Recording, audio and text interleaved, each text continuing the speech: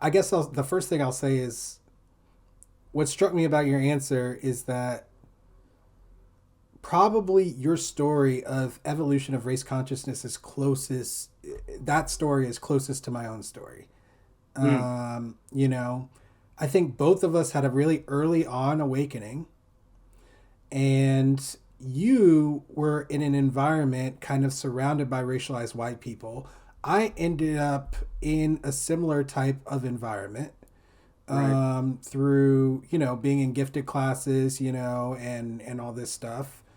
And I was also in a lot of musical groups, playing classical violin, classical trumpet, and jazz trumpet, and with almost exclusively racialized white people, and in almost exclusively racialized white places as well.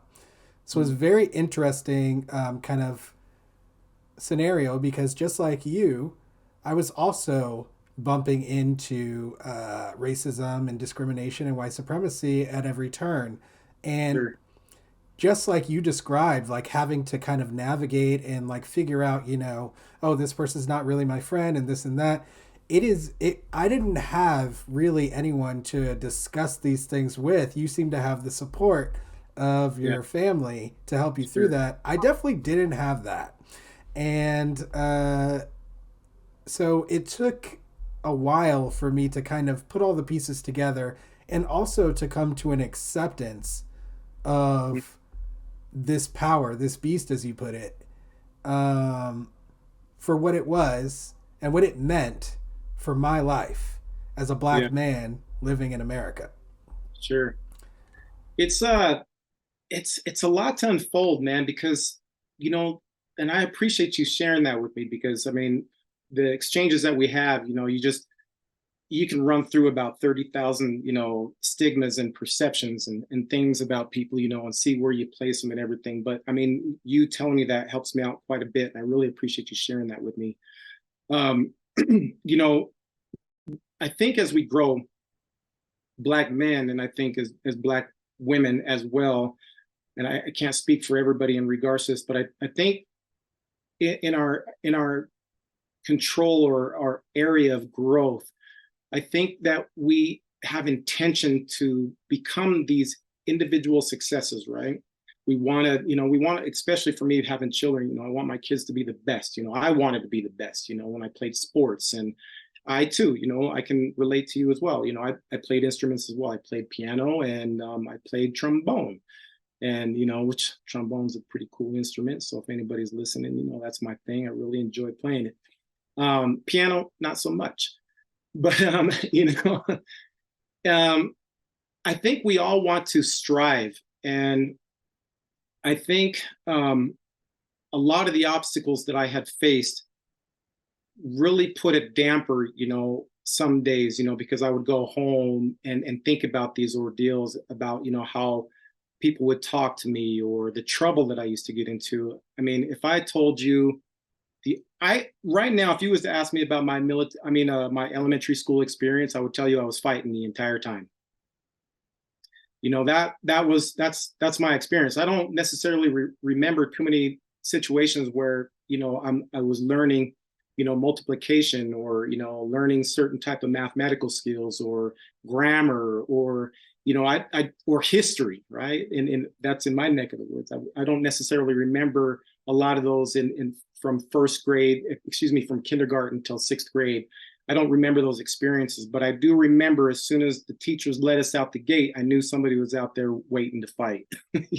So that was usually it. And I was either getting kicked out of school, either I was hurting somebody, or something was happening to where I wasn't able to go back to school anymore, or I was subsequently being punished to not come back to school because I was a terrible student. I was fighting with all the other white kids, even though they were ganging up on me, and I was maybe getting after two or three of them at a time, and they still couldn't get me down, or one of them would walk away with the black eye, and principal would turn around and tell me I'm the trouble, and then kick me out of the school. So I was faced with a lot of that. I went through a phase where I had a chip on my shoulder against, every white person that I interacted with, because that's all I was used to receiving from white people. Boy Scouts, my experiences were horrible in Boy Scouts as a child. Trick or treating, even, going down the street, trick or treating with my buddies was a horrible experience. A lot of my childhood, like I said, man, I mean, I'm not trying to sound like a warped record or anything like that, but a lot of my experiences, growing up, were, I couldn't go without not being faced with a particular one, or faced with a toxic, white supremacy ingrained, hierarchy mindset, amongst even kids. I mean, you got to put the perspective in place too. 1975 again to 78 into the 80s.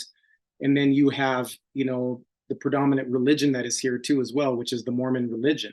And so, just one key aspect of the Mormon religion, they, banned Black folks from keeping the priesthood. I mean, that was just one particular ordeal and the mindsets. And I can run off a ton of things that the Mormon church has done to kind of perpetuate, particular mindsets and into white supremacy, and who it would attract into their churches as far as, those type of mindsets.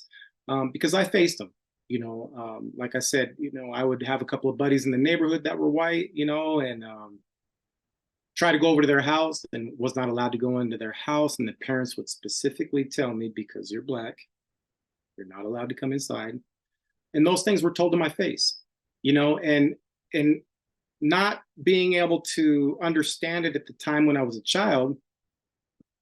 Getting older, I started to understand. And those, from a psychological standpoint, man, those things can be extremely detrimental to a mindset.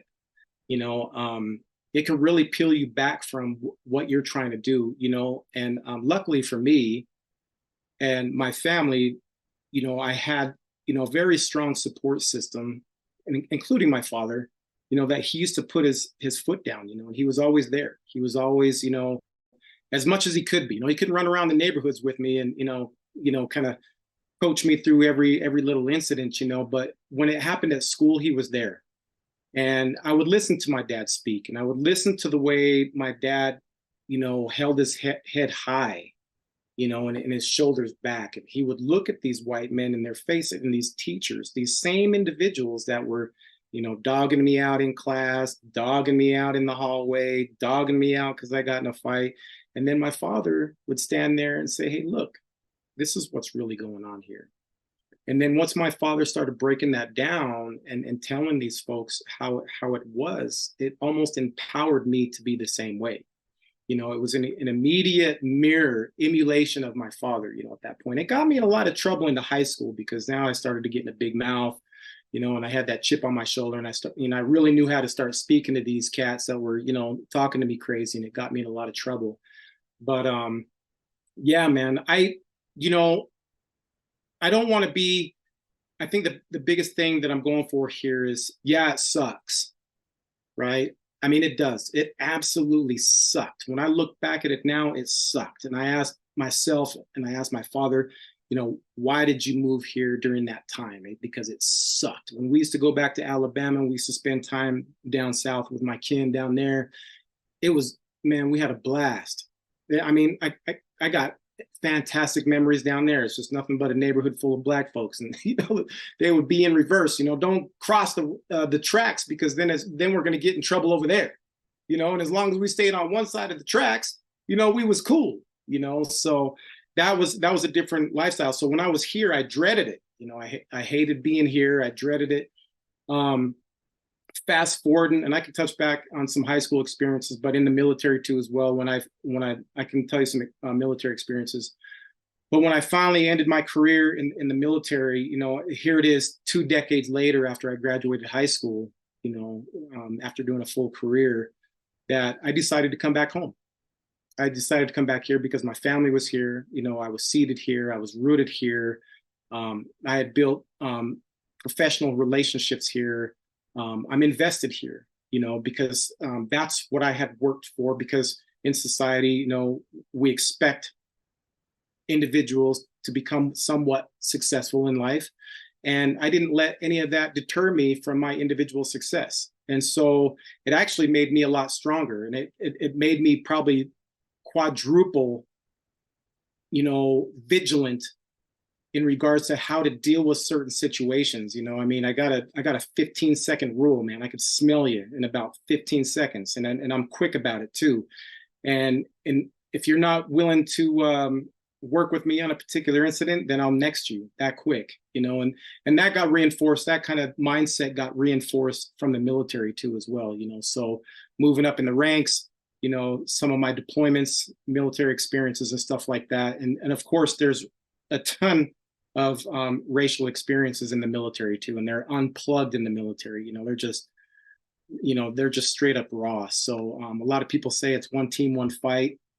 Yeah, it's one team, one fight, but you gotta, you're putting a lot of your guard down because, a lot of these guys, your brothers and your sisters that are inside there, a guy like me couldn't have my chip on my shoulder about a bunch of white guys because, I'm going to get set up by a bunch of white guys. So you got to kind of find some medium there, and understand that guy's carrying a rifle too, along with me. We're going over here. We got a job to do. Let's get it done and get out of here. It doesn't necessarily mean we have to like each other, but this is the end focus.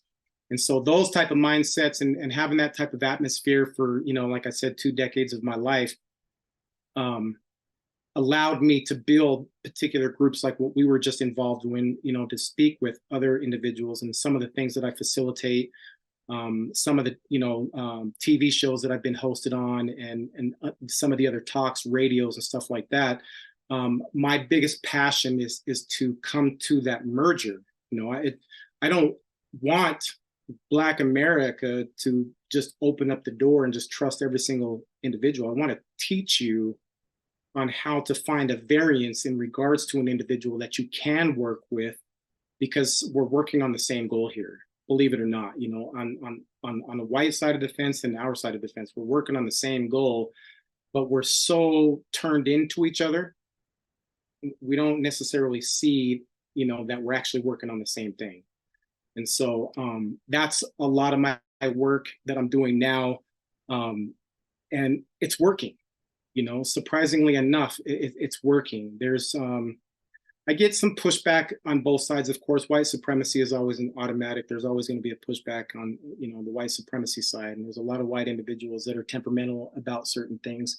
But then there's pushback on the Black side too, because, there's that whole, oh, you're trusting the white folks. Oh, you're putting your money, you're investing there, you're doing this, And I think what happens is when that door opens up and everybody's invited in, it's just a safe, particular place where people can just sit down and have these healthy conversations, and we can look at each other in each other's eyes and share stories and find, neutral ground to talk about these topics. Next thing you know, we got good friends on the other side of the fence, and now we can turn away from each other.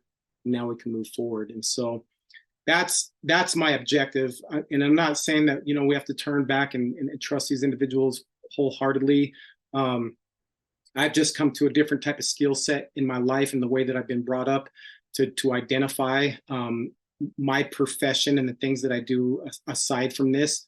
And what I've created myself to be now, I don't necessarily have to have a full-on interaction. I am not in white spaces. I am not, in a conjunction with particular individuals. I've successed myself to be in my own control in my own area to where I can orchestrate my own life. And so I'm not subjected to their demeanor, their consequences, their ridicule, their hierarchy, and all those type of things. I've just removed myself out of the picture, man.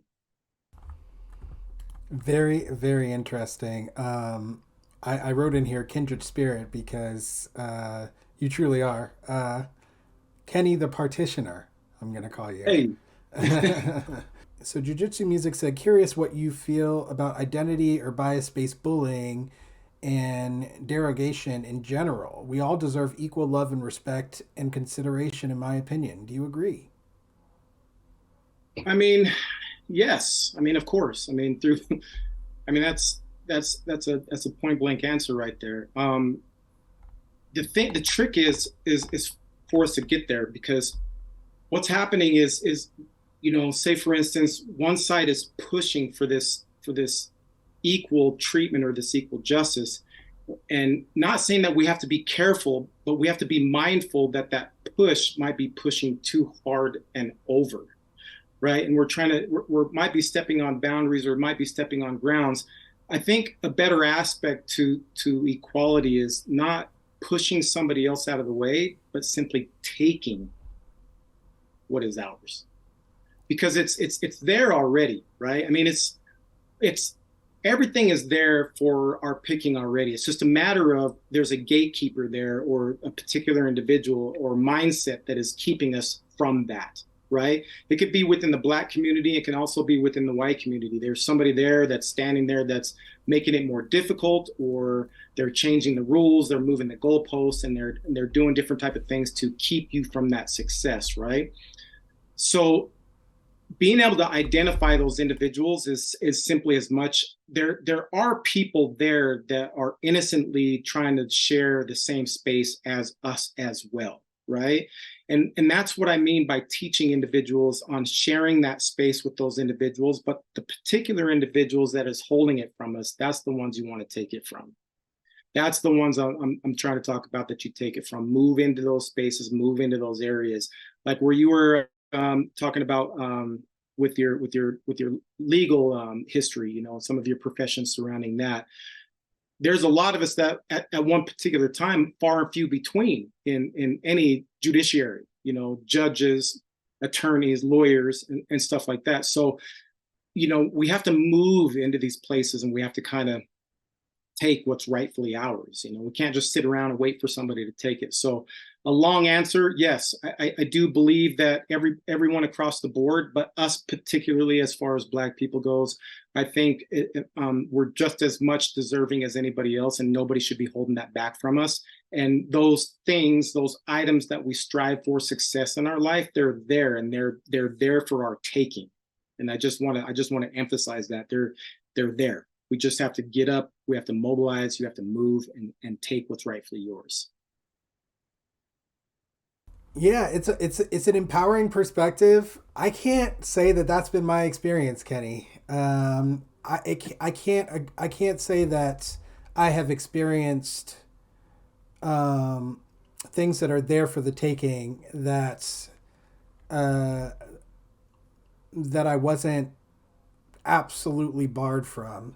And there Sure. was I've had that is my exclusive experience. Basically, there was people talk about the glass ceiling and stuff like that. Like, I mean, I can literally map it, and so I basically, I just realized at a certain point that I was going to have to create my own opportunities. That's the only time I ever found any type of success, is when I created an opportunity for myself. And like you said, kind of took Sure. what I wanted, right? Like, I set the goal. I blazed the path, right? Sometimes when a Look, path never even existed in the past. And my man, then, yeah, I want to interrupt you, man. And I'm just going to say this. We, as us, as Black people, we were not created to be mediocre. We were not created to fit in this very small line, or this retrospect of lane, if you would. We are diverse human beings. We are we're very multicultural within even our own culture. And we can navigate so many different dynamics instead of staying in this very particular lane, if you would. And so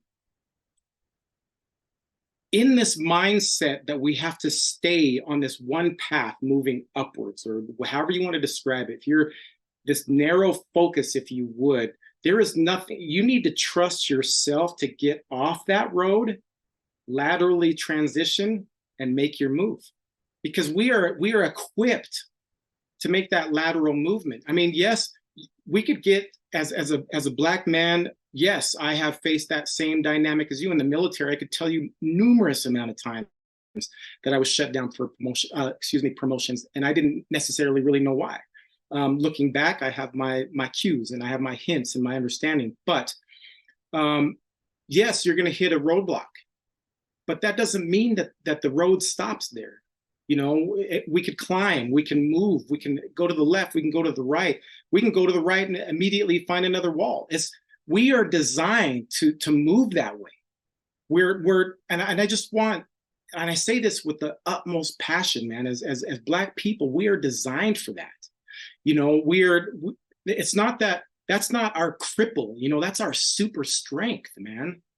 We're here trying to fit into this hierarchy, this system, this whole colonial aspect of things, and I get it. We could veer off and talk about a lot of this other stuff, but when we're speaking about this individual success when it comes to school, business, life, finances, whatever you want to break down in your life, there is not one path to success, and we need to get off their path. We're too busy trying to get into their path. Their path has been designed for them since the beginning of this country, and they've been doing their thing from jump. And we got to stop running over there and seeing if we can get in somewhere, because no one's going to let us in, and we can't get in, and maybe a couple of us will get in, but we're going to get a roadblock, and then we have to figure it out from there, and nobody's going to be able to help. We have to learn and trust our instincts to be able to create our own paths. We have to we have to believe in ourselves to create our own abilities. These individuals that I teach in Black history, a lot of these amazing souls that overcame slavery, and overcame, some of these Black abolitionists that were freed men, and they were working. They were able to do particular type of crafts and skill sets. They were generating money, right? Building ships to do what? Bring curious or interested freed slaves that had ran away from their slave masters to get back to Africa. These stories are not taught. We have to start thinking like the Black abolitionists. We have to think about, how are we going to navigate, this Black abolitionist is amongst a world where slavery was. I always like to jump into these stories when I type them up and everything. And I have to sit there and think, like, some of these freed men, cowboys, and all these, Black individuals that were roaming, the country and everything, and they were up against Indians, and they were up against, even white men, and a lot of these white men were looking at these Black cowboys and thinking, what is this, on this horse? What is he doing? He's supposed to be over here, working and doing this. And I could just imagine their mindsets. How did the abolitionists, the Black abolitionists, be able to create the type of income to build a ship, have a ship embarked somewhere that it didn't get vandalized? How did he get this ship together? And how did he find the freed enslaved individuals, right? And get them to the ship and actually take them back? That's, to me, we are so encompassed in this colonial mindset that we're stuck somewhere in their system, and we're not. We need to start creating that abolitional mindset amongst each other, and we have to create the atmosphere and create our own spaces and create our own dynamics so that we can move forward into the destinies that we want to in society. Yeah, I fully agree with you. What if that belief in oneself and own path creation aren't the only problems that need overcoming to be successful, though? Man, you might have to hit me with that again. I think we got a little glitch there. One more time. That was almost profound. I listened to that and I thought, hold on, man, that's sounding pretty good. Let me get that again. It's what if that belief in oneself and own path creation aren't the only problems that need overcoming to be successful? Whew. I have to sit back on that one, man.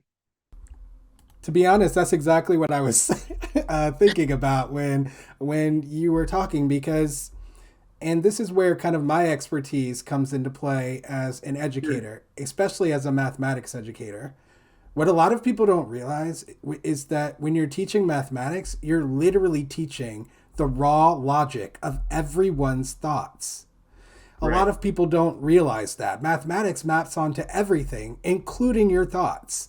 And so basically from my experience, just like you, I became very sensitive to people's language, to social cues, to even body language, to visual cues, all kinds of different things that would give me warning signs about whether I needed to be more or less careful about what I say or do, or how I act or how I engage with certain racialized people because of racial animus or because of white supremacy, the consequences rearing their head in one way, form, shape, or another. Sure. But because of my experience with mathematics and teaching mathematics, what I realized is that you could actually kind of write an equation that can be solved in order to do exactly what the work that you're doing, right? Which is Sure. um, kind of picking through, finding out where we can collaborate, where we need to not waste our time and energy, and to maximize and optimize that kind of perspective and maneuverability, if you will, to create our own and to reach for success. Yeah, in a mathematical sense, you answered that question beautifully on your own because it's about trial and error, right? And I think that's part of the question too, because the trial and error needs to be there amongst us. And I think if we're not trying and we're not trying to equate and we're not trying to come up with these solutions mathematically or within theory of ourselves and understanding, our blackness, and how that retrospects in whiteness and how it works with, individual success. If we're not coming up with that conclusion or, excuse me, that equation, then we can be a detriment to our own success. I think in that I aspect, mean, we can. everyone's their own worst enemy anyway. But like, yeah, I agree that it's intensified for Black Americans specifically. I would even say Sure. a lot of other Black groups as well. But like here, you can easily fall into the depths of despair. But like, Absolutely. but I want to say, right, Kenny, like we got to be. I feel like we also have to be realistic about it. Think about all the traumas that you endured and what you've like kind of walked us through and whatnot, and me too. Like these are serious and significant blows that we took. You and I, we're strong Sure. men. Okay, Sure. we are, and you and I both know that not everyone is as strong as us. And should everyone even have to be as strong as us in order to just Sure. exist? And so, like, it becomes complicated for a number of reasons. Like, one thing I wanted to do actually was kind of walk through some of the things you said and just throw some wrenches in it. Throw some scenarios in there because I've learned a lot about the dynamics of white supremacy, just like you have. And Sure. one thing that I've noticed is that with all of my mathematical calculations and observations and the ability to use, all kinds of formula and whatnot, it is still extremely difficult to predict when you will be stopped because of white supremacy because it happens sometimes for no logical reason. There's no logic behind it. Sometimes there's no signal even for it. Absolutely. Sometimes there's no expectation that you could possibly have. Uh, Absolutely. so like, I think one thing that we have to do is make ourselves to temper ourselves, right, to be able to take these blows. And something that's difficult for Let, us, yeah, is yeah. Go ahead. let me ask you a question. I understand all that. Okay. What if on a mathematical scale, right, we have never come to the conclusion or equated that problem? You're going to have mass hysteria and confusion in regards to one particular problem. Do you see what I'm saying? It's people like yourself or people like me that you're putting it in a perspective of strong men, regardless however you're identifying us. I am able to venture out far enough to get enough data to calculate, right? So that other people that may not be as strong, but they might be better at doing different things. I might be able to clear the way for the bridge and not necessarily know how to build the bridge myself. But since I've cleared the way, somebody with the inclination can come in and move and make the build, necessary. I'm not saying that I'm the tip of the spear and I'm supposed to be out there, chopping down the trees or, taking on the head of attacks and stuff like that. But where I fall in line with my design is that of such. So I recognize the individuals that may not be as strong, right? But the tools are not available for them. We get people that advocate leadership and activism, but we never teach the weakest link on the team on how to equate the mathematical problems that we have perfected. So that's part of my work is putting it in some type of term, if you would, however it may be, so that particular individual that may not want to be upfront with me, but when they're faced with the circumstance, the information is readily available for them so that they can take this information in and maybe be a guidebook or textbook or an experience or whatever the case may be, and the light bulb comes on, and then they're able to navigate that very particular situation for themselves and their family.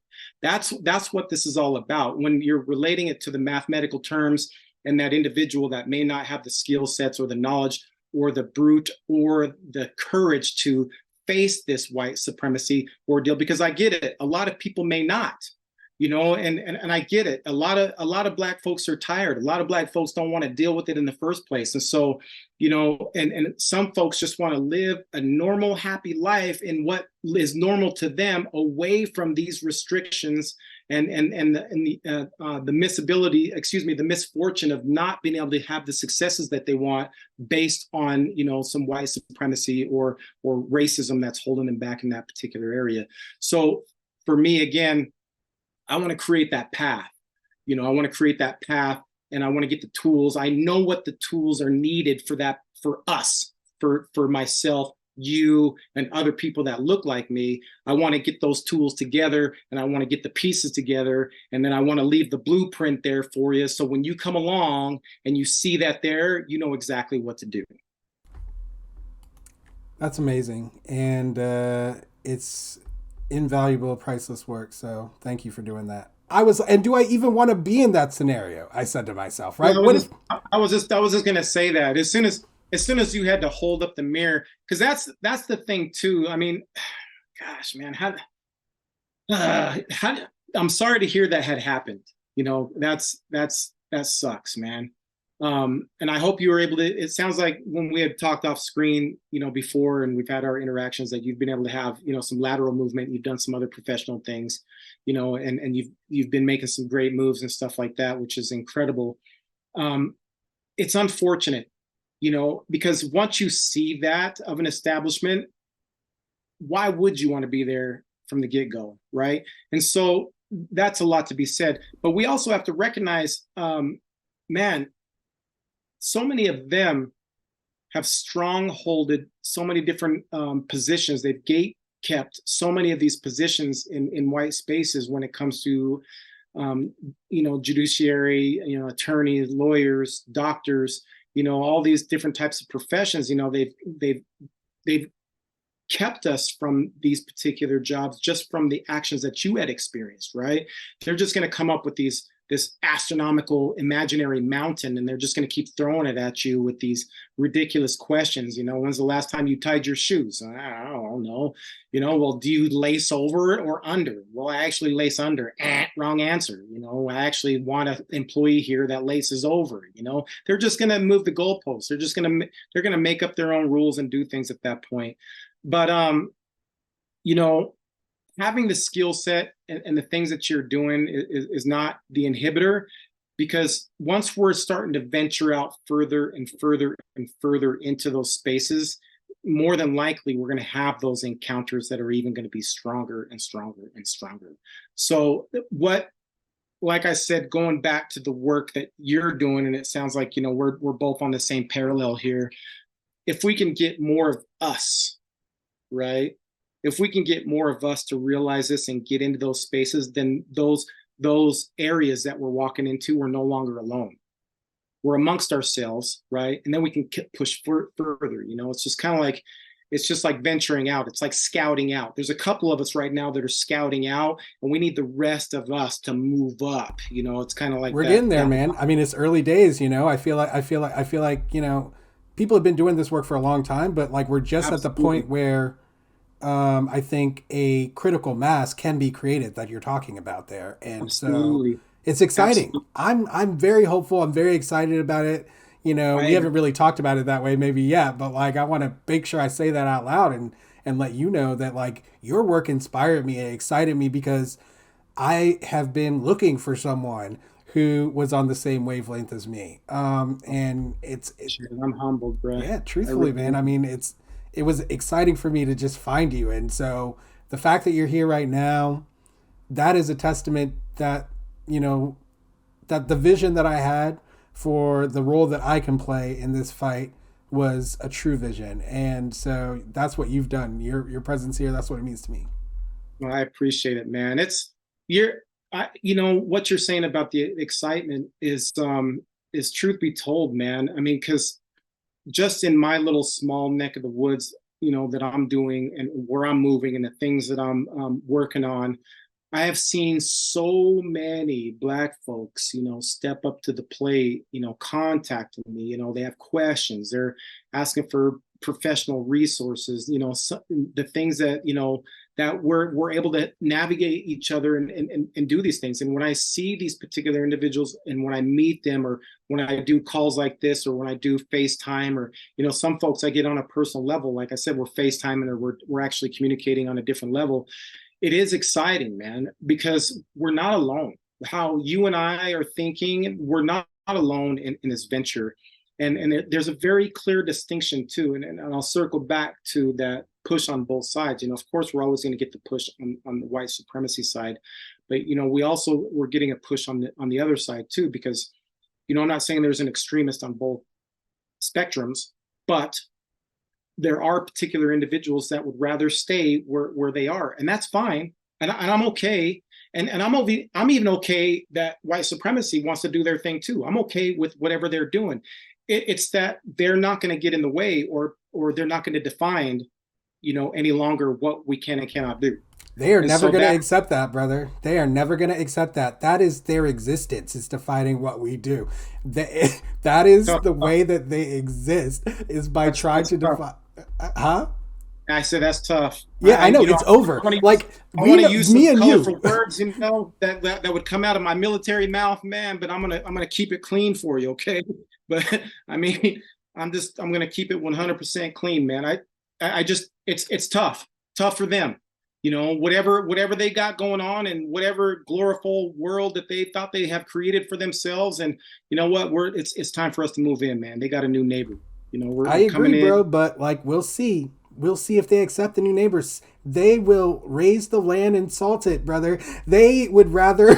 They would rather destroy their own selves than allow us Fair, to get anything. fair, And so that fair. is, I don't. I think that people have forgotten that maybe, and I think, or maybe they think that that power no longer is as prevalent. But no, there are still people on their deathbed saying, "I don't want a black doctor to operate on me, and I know I'm going to I get die." it. This I is get it. still out there. And I've seen it, not saying that the social media is my sole base, but I mean, I have real life experiences plus the social media. But sometimes I get on this social media, and sometimes, you know, people will tag me on stuff, and I'm reluctant to see something because, again, my platform is so, you know, big. I can't keep up with all the notifications. You know, there's thousands and thousands of notifications, but every once in a while I catch one, and I got one today, man. And there it was a guaranteed white supremacy one. They had quite a, you know, they had 3,000 followers, you know, like that. I mean, that's moving a little bit of something, you know. It's kind of got my attention. If you got 3,000 followers, I'm kind of like, okay, you're doing something. Let me see what you're doing, you know. And the name uh, caught my attention. You know, it was a white power. You know, it said white power on there, so I'm like, okay, this is going to be good. You know, whatever I see from here on out, I already know. I'm anticipating what I'm going to see already. And there was a, you know, on the banner he had white power, so I'm like, okay, this dude's down with, you know, the white power movement. You know, let me see what's going on in today's day and age. And what he was sharing really kind of I don't know if it really bothered me, but it really caught my attention into how bad things are, what you were saying. And what he was sharing, okay, he was sharing things like they were doing side by side videos, okay? One video was of, the white expectation, or white civilization, and then the other side was, the black civilization, or the black experience, right? And so there were these 3-minute videos that were going on, and it was shuffling through videos and pictures that were, pretty much simultaneous situations, So they're, say, one, I'm just going to try to paint an image. One was maybe of a train, going down this, like going along these fields or these orchard or whatever, you could see, like this just beautiful, you got the mountains and everything. And that was the white experience, right? And then on, the black experience, the train was going down the road and it was pushing all this trash out of the way. So they were using these comparisons, as far as like art goes, they were using some Greek mythology stuff, and then they were comparing it to, you know, different type of things. They're dancing, where they were doing some elegant ballroom during the colonial times versus, black women twerking and stuff like that. And I just sat there and thought, man, we are literally, if TV wasn't bad enough, right? That was, and news wasn't bad enough in regards to the mental social programming and the destruction of the mind that's happening there. Social media now has allowed a particular individual to encompass whatever rhetoric they want to create, and those people are going to listen. There's 3,000 individuals, and that's one of the smaller accounts that I've stumbled across from people tagging me. I've seen accounts where they're in the millions, and they're doing similar to the same thing. They're being more political about it, where they're comparing particular imagery with, or they're using black culture, or not saying black culture, but they're solely using black crime, right, to describe the essence of the black experience, which we all know that, crime isn't just exclusive to blacks, for crying out loud. And that's the silliest thing I've ever heard, that has been floating around, how they just love to target, black crime, black on black crime, and use that as a description, as a body and whole that we are as a people. Is the most ridiculous thing I've ever heard in my life. But people believe it, man. People will look at this material and be like, oh, the black community, man, they're all criminals. Oh, because that's where all the stereotypes and the stigmas come from. Oh man, look at that. Their neighborhoods are going to crap, man. They're just tearing stuff up. They're burning everything down. They don't know how to keep anything. They don't know how to build anything.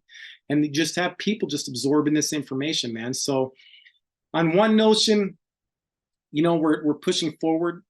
We're all pushing forward in a sense, but we still have these individuals that are creating this havoc atmosphere, man. And it's I'd agree with you.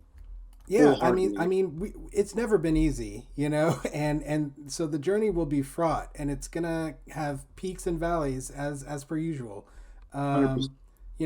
And I always talk about the reason that you and I have gotten as far as we've gotten is because we don't give up.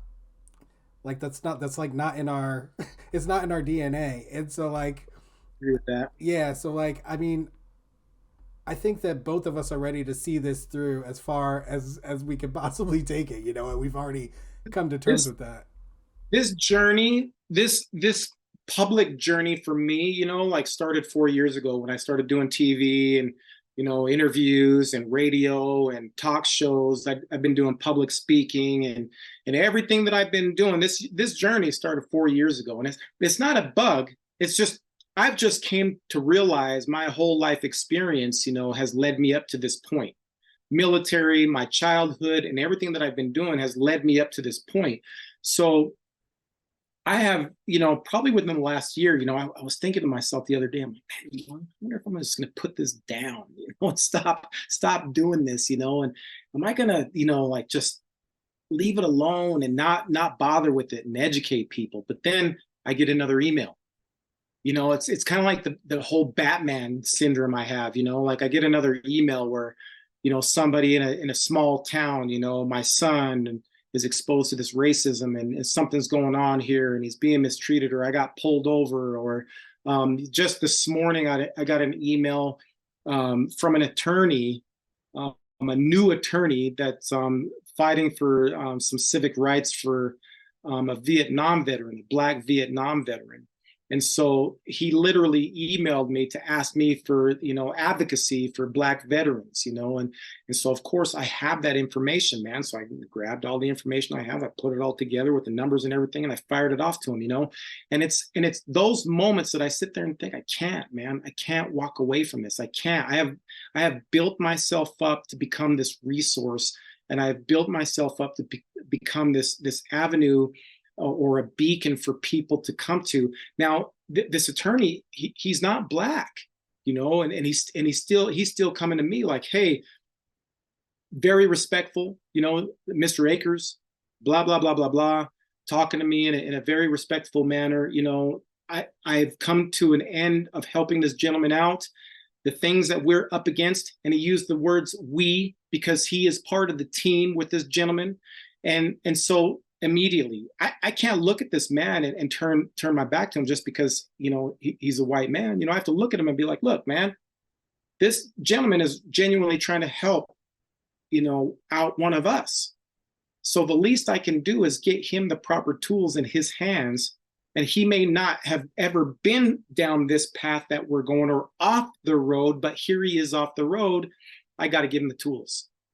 And so those small reminders to me just let me know, man, that I won't ever be able to put this down, my man. I won't, and there's so many of us, we've had so many people before us. I'm not trying to be the biggest, the largest voice. That's not my point, man. My point is just simply just trying to educate. And the more people that we can get educated and the more people that can absorb this information, the better. And God willing, and everything that's coming from above, man, is humbled me and blessed me at the same time by allowing me to have this platform that I have, and that the people. I've been doing some ghostwriting too. I mean, because based on all my history stuff, which has been really cool because that's a lot of paid work. The ghostwriting's been really fun because now a lot of my work gets to come to life somewhere. And so that's really neat. I'm putting it out on social media, which I don't really care where it goes because that's the whole point. I want to get it out there, and wherever it ends up, I'm happy that it ends up somewhere, right? But the real fun stuff is being able to ghostwrite and get a lot of this material in professional spaces, in white spaces, and in a lot of those educational spaces where a lot of professionals like that attorney can see this information and help younger generations that are coming up, that may not know what they're up against. So at least there's going to be a professional that's going to be educated there and have the proper information in their hands. So yeah, man, I'm not going to stop. I'll probably be on my deathbed, man, trying to still, advocate and push. So there's no letting up from here. Yeah. And I'm right there with you. I mean, I always tell the story that it took me a few years of reflection. Actually, you kind of like came to the reflection point after doing this for a little while. I actually took the time and reflected on what you were reflecting with, whether I'm going to stop or not. I thought about that before I started, and tough. It's a very quick decision too. It's either you got to decide quick. It's like yes or no. It's like you just gotta gotta decide. I mean, I did take my time to honestly, but when I made the decision, it was like you said, it was a single moment, right? It's a single moment decision, and once you've made it, it's over. Like it's game over. So, yeah. And you got. I mean, for me, I don't know about you, and we've kind of touched base on email and stuff. There's a fine line, man. Like I'm not saying there's a right or wrong way because pushing is pushing, no matter how you look at it. But yeah, I came to that that decision early when I got ramped into these things, and it's been a real cool journey, man. I've done a lot of really cool stuff. I don't really blast it too much because it's again, the story isn't about me. I've probably shared more with you in this one-on-one conversation, recorded conversation that I've shared with you more than I have on any other program or any, PBS special to whatever, I just, it's not about me particularly because I do have my experiences. I'm going to be able to share experiences that other Black people are going to be able to relate to. And that's not really what I'm here for. I'm here to move past those experiences, because we could share those along the way while we're walking forward. Me and you can, you and I can look at each other and we can talk about those experiences, and we can laugh, and we can, build a bond and do all that as we're going. But my whole objective is to get going. Like what you're saying, it's time to activate.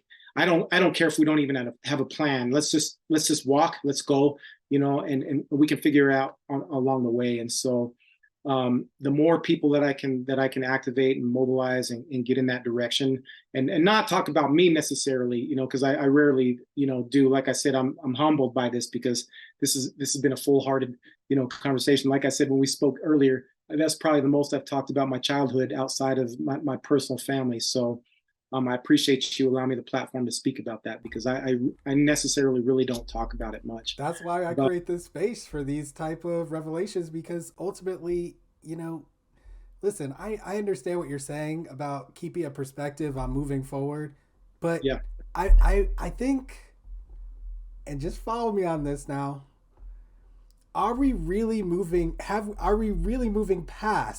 those traumas that we endured? We're not necessarily moving past them. We may know how to deal with them, but are we past them? I don't think that's an accurate description of the reality that we're living. I think well, that, that's fair. yeah, like, and I think it's important to note that, because I want people to understand that the choice that you and I made to engage in this work, the reason why it was a life choice is because we're still in the same environment that we were in when we were experiencing all this stuff. We don't want other Black youth to experience the traumas that we did. We don't want them to grow up in the same environment that we did. We want to transform it. At least I do.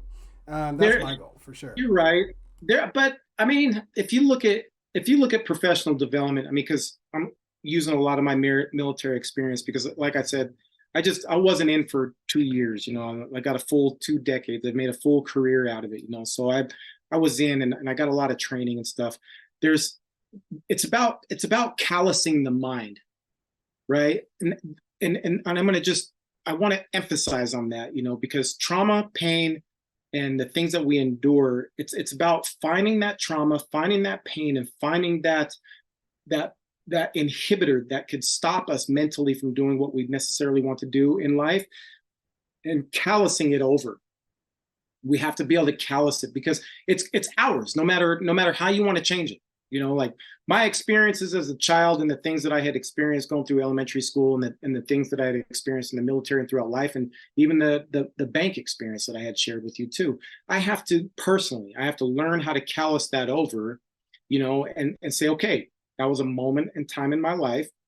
It impacted me, yes, but it didn't stop me. Yes, it hurt. I identify the pain. This kind of sucks, but it's time to callous it over. And it's my time to take the time to heal from it too. I could take as much time as I want. Like I could literally look at this and be like, damn, that really sucked. I'm going to take a couple of weeks off of work, because this is some chump stuff, But it's up to you, whenever you're ready. So the whole aspect of moving forward, I like to use the analogy of, and I know this is a bad one, talking about we're talking about racism and everything, is Christopher Columbus, right? And I've always used this silly kind of analogy when even in my younger years in high school, man, and I've just kind of stuck with it.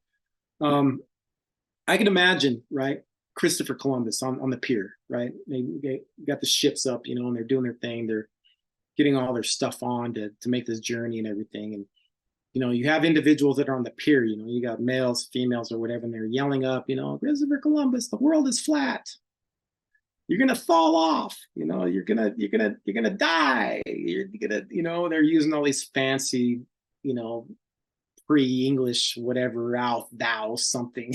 I don't know what the hell they're doing. But they're whatever they're doing, man. They're shooting holes in his plan. And aside from the fact, I'm not trying to make him sound anything as a hero by any means, because we all know his history and everything, but he still pushed forward, and whatever he pushed forward, and whatever he accidentally found, and he wasn't any hero by any means. He he accidentally found something and he stumbled across something and he tried to label it as something that it was not. And so we all know that story. But I just want to see those particular individuals' faces, when he came back and said, hey, there's a whole nother world. I want to know what happened to those stories in time, because they were on the pier talking trash. They were in the pubs, weeks before when they were building the ships and everything. And the naysayers, they were like, oh, you're going to get eaten by the dragons, and the sea mermaids are going to jump up and mesmerize you and have you jump in the ocean and you're going to die. All these crazy stories that they were talking about that back then. And the ships are going to sail and they're just going to fall off the edge of the cliff, and I just imagine somebody just that's the best pirate voice I got. But I just imagine, that these people down there, I just wanted to see their faces after the fact, right? After the fact that they were able to journey wherever they journeyed and they did whatever they did. And then they were able to come back and say, yeah, there's a whole nother world. Yeah, we found some natives, and we've seen this and we've seen that, and this is a long, all these things that prove their silly stories in the pubs wrong. And did they necessarily move forward? Yeah, I want to contribute that to moving forward, but they didn't necessarily move forward in a sense that we're thinking about moving forward, right? They were able to encompass and create an atmosphere where those naysayers were wrong. And so to me, that is a journey of moving forward, in a sense that somebody that is standing there looking at the Black community saying, hey, you're going to fall off, there's dangers out there, you're going to face up against white supremacy and whatever. And I'm not trying to, counter the whole moving forward part, but that's how I think about moving forward. That's my idea of moving forward, is being brave enough to venture out, to see the things that we need to see and do the things that we need to do in society, and then prove them wrong. That to me is moving forward. Because I'm not the individual, that's going to sit there on the pier and be like, what, darn it, you're right, man. There's monsters out there and I don't feel like dying, so we're not going anywhere. We're just going to go back in the pub and keep on drinking, so that's my aspect. In a retrospective, an actual line moving forward, no. I mean, I agree with you on that. I don't think none of us are, because we're running around in this circle, this hamster wheel, if you would, we can get into a lot of the mass incarceration stuff. We can get into, today's slavery stuff. We can get into all types of different things, especially here in America, capitalism, and how, we're circling around and we're just, products of the environment that are creating finances for the government. And we can get into all kinds of different avenues and different conversations, I'm sure. But, more the less, as far as us goes, I just want to prove particular individuals wrong, that us as Black people have embodied a sense of journeyman, and we're here to set that journey, and there's not going to be anything that's going to stop us from setting that journey and proving people wrong. And so for those individuals that are, I know it. Yeah, Some of the man. American people know it, and yeah, soon many more will know it. It's part of the dream, though, man. It's part of it's part of the American dream. I mean, that's it's part of it. So we just have to embrace it as much as we can, as in the Black community. We have to believe that it's ours too, man. Yeah, the belief is one thing. The belief is one part. We need that. We need that part. We need belief. It's a big step too, It's a because necessary element. I agree, and yeah, so I it's an definitely inhibitor, love what man. you're doing. Because Yeah, go ahead. I was saying, it's an inhibitor because we get shot down so much, like from your experiences, from the profession that you had seeked. I have the similar experiences where I try to shoot professionally and it gets shot down. There are those inhibitors, yeah, absolutely, and they get in the way, but by any means, man, it's not a complete full stop, man. Oh no, nobody can stop me. I pretty much know that at this point, but it took me a while to get to that understanding that no one can stop me, because people did stop me from goals that I set for myself, And Mm. so like I had to come to understand what it all meant, and that takes time and reflection, like it's not like something that you can instantly come to because of all the messages that you receive that you're supposed to have free reign, that we're already supposed to be at this stage. So it's very confusing. And so I think that's, we got to give people grace to like work their way through it.